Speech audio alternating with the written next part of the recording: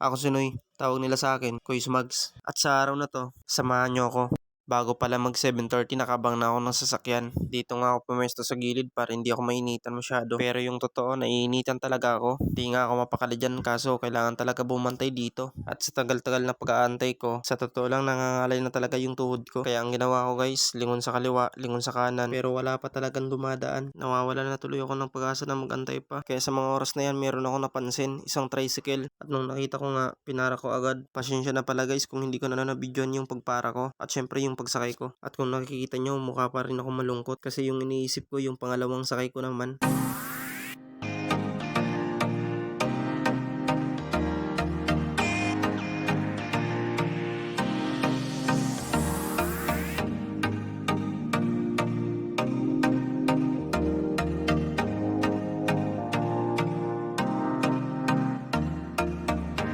At kung napapansin nyo guys, sa tingin ko malapit na kami.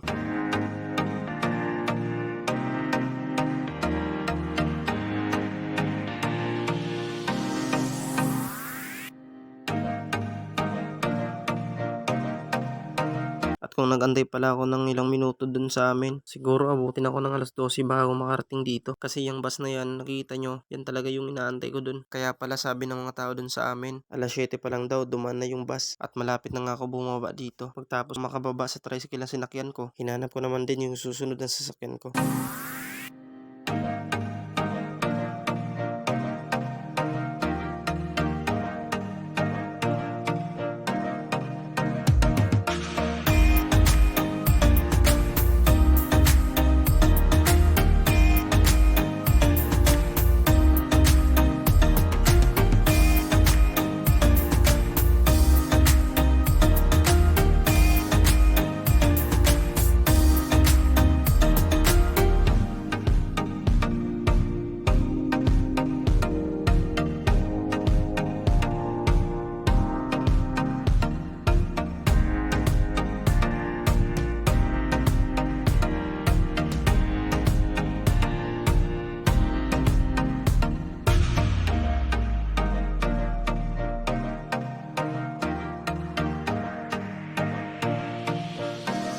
At nung nakasakay na nga ako, hindi ko na binidyoan yung pag-akyat ko. Mahirap din kasi na walang cameraman. Kaya nga yung cellphone ko, nilagay ko na lang sa baba. Pagkatapos ko pala maayos yung gamit ko, umupo muna ako. At lagi ko nga sinasabi, pahinga lang saglit, tapos laban ulit. Tapos ilang minuto ko lang na pag-aantay, palis na rin kami. Kaya pinapaandar na yung makina. Kaya niready ko na rin yung tenga ko. Kasi ganito talaga yung maririnig nyo.